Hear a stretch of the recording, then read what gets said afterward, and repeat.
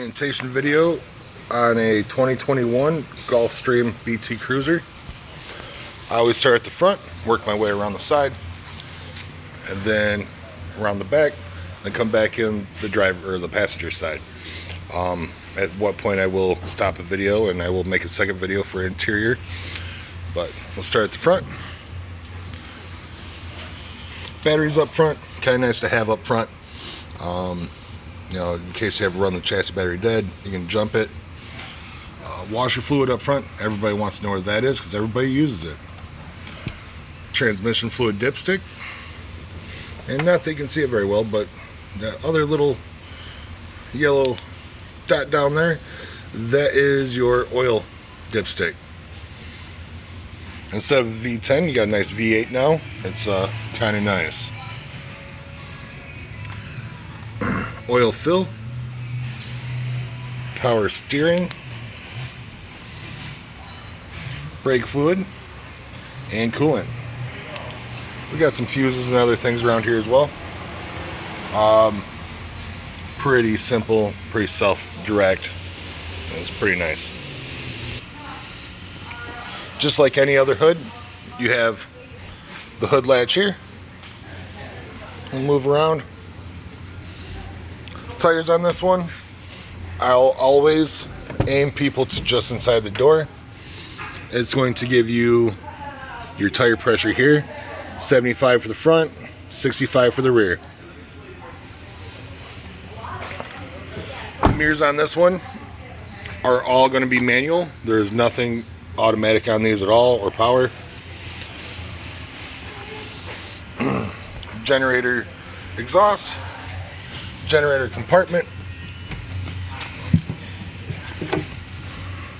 and then the generator itself.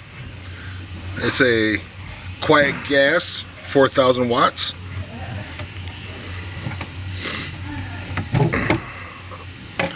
Generators need to have their oil changed at 50 hours. That's 50. Every oil change after that's going to be 150 to 200 hours. You see it at 150 hours. You know, start thinking about it. You see it at 180. Get an oil change. You can start and stop it from out here. You don't have to. Start it, or this will actually be a prime as well. Prime the generator if you run it below a quarter tank. If you just haven't run it in a while, just prime it. Always prime first for about 30 seconds, and then go ahead and start it again. Oil dipstick as well as oil fill. And there's a breaker down there, right there. Breaker down there, and the front position is on, rear position is off. Big thing on that is make sure that it's forward, or else it will run but will not send power to the house. Oil change, you want to check, or air filter, you want to check that every time you do an oil change. But the generator you can run going down the road.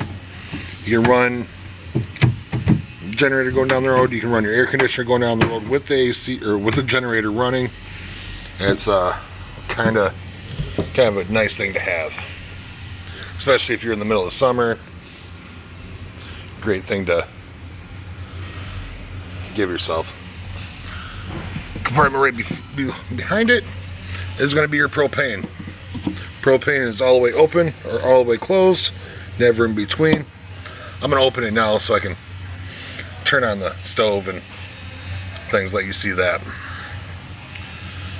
Beyond that, the only other things you need to worry about is that location, which is just behind the generator, and basically location that you'll never fill it. You'll always have to bring it to someone like us, or U-Haul usually does it, places like that. This does have pre-wired for solar. With this one, you'd have to get yourself an external solar panel for it. Those run roughly 800 to 2,000. House battery. You have one in here now. There's enough space to get a second one. So if you're gonna do any dry camping and whatnot, you can always add a second one just for a little more longevity. Sewer hose. This is just storage. Not very big. You get some of the basic storages in there, but not a whole lot of nicer hoses in that. Compartment right behind or above that.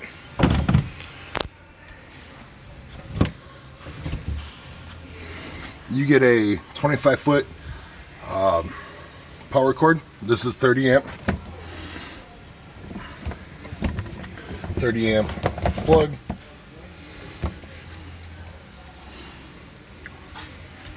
You get a starter kit with this one.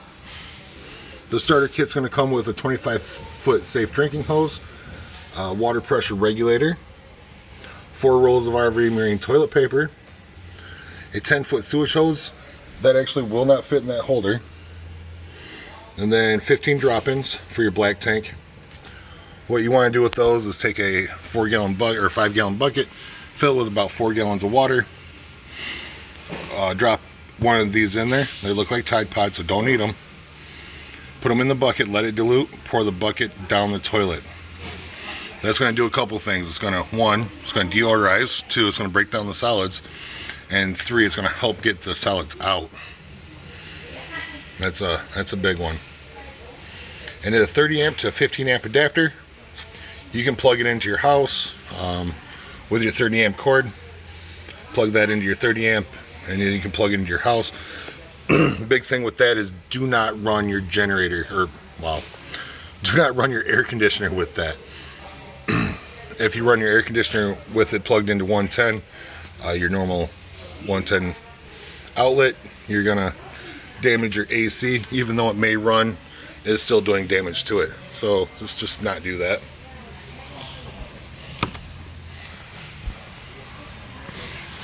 Regular gasoline, you don't have to get premium. You can if you'd like, but whatever. Where you plug your cord into the coach, 30 amp. City water connection is here, so hook it up to your hose at the campground or at home, don't matter.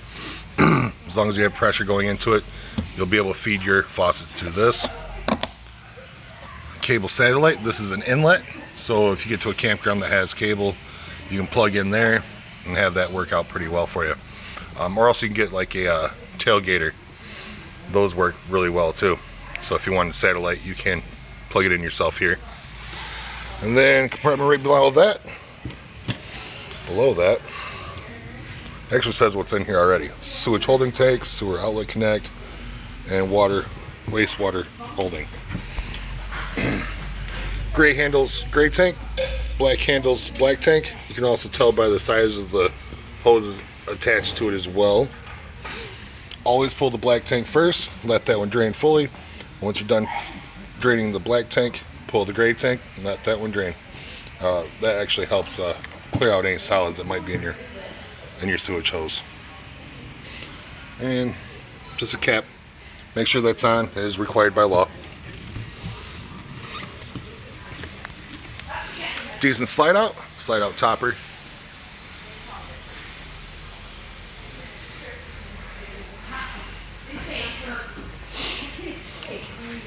Alright, so this is going to be your freshwater fill here. So you take that off. Fill your fresh water. You're going to get, right now it is pretty much full. So if you are out dry camping, you can have some water for your shower or toilet. Rear ladder on this one, it's got a 250-pound weight capacity, so anything over that, or anything even 230, I'd be cautious going up it, but they're pretty nice to have. Spare tire, which is abnormal nowadays, but hey, you have it. Hitch on this one.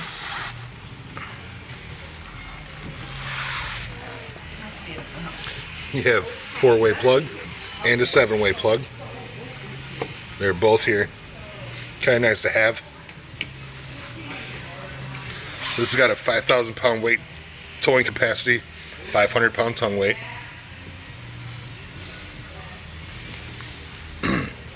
Nice lights everywhere else, LEDs. You do have a rear view camera, which will show up on your stereo on your dashboard.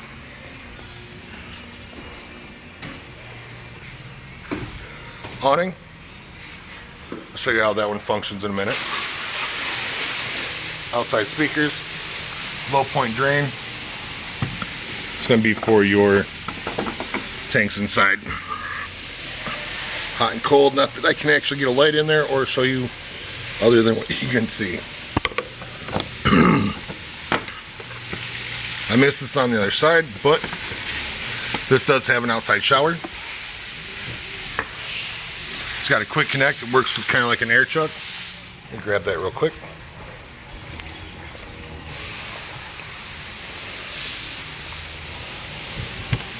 Right now it is in this compartment.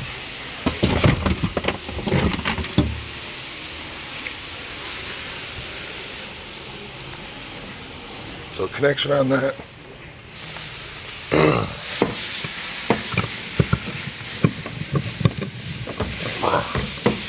Doing this one hand is not easy.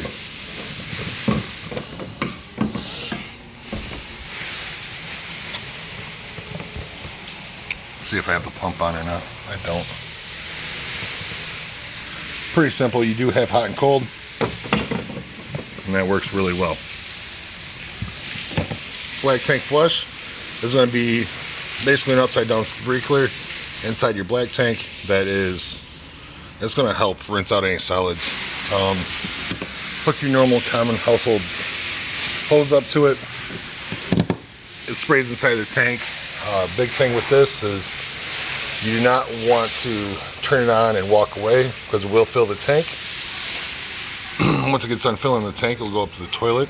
If the toilet holds, it'll still pressurize and go up to the roof, and it'll start raining down. Stuff we really don't want to. It'll be kind of a crappy day after that. Reverse of the fridge, or outside of the fridge, vent. Outside plugs. So if you want to hook up a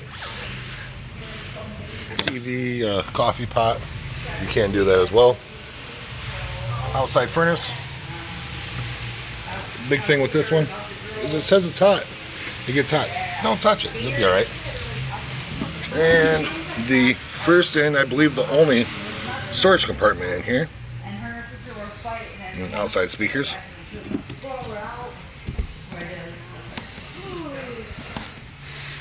We have hot water heater here. This one is gas only. Big thing with that one, I took the cover off already just because it's easier to show. Hot water heater, there is a plug right there. It's got an anode rod in it, so anytime the anode rod disappears after you empty it, make sure you replace the anode rod.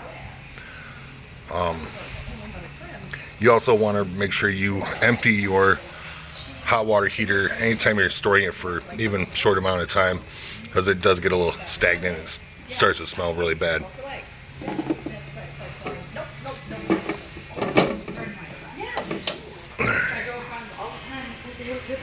Outside door. Step on this one is controlled by the screen door, not the main door. So this will stay open, but we want to make sure there's a switch right inside the door. And then, where'd they put the switch on this one?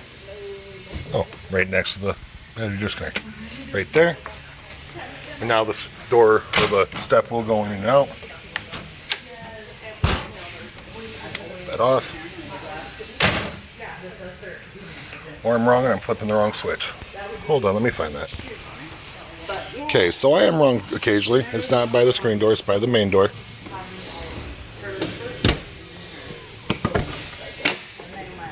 Open and close. Switch is right here, next to the battery disconnect. Now it'll stay out. Nice thing about that one is it will run off your ignition. Let's say it's set out and it's not going to go in when the door is closed. Once you turn the ignition on, the step will still go in. A little bit of safety feature there. Right inside the door we have a switch there, which is going to turn on your entry level or entry light there. Battery disconnect. Basically the only time you're really going to use that is during storage. If you're storing it for a week or two, just kill it. It just twists. This is basically so you don't have any draw from your battery. Kind of a nice thing to have. I'm going to cover one thing real quick. We'll do the awning. In and out. Out. With this one, you have to be careful with the door when you're running it in. I'll run this all the way out.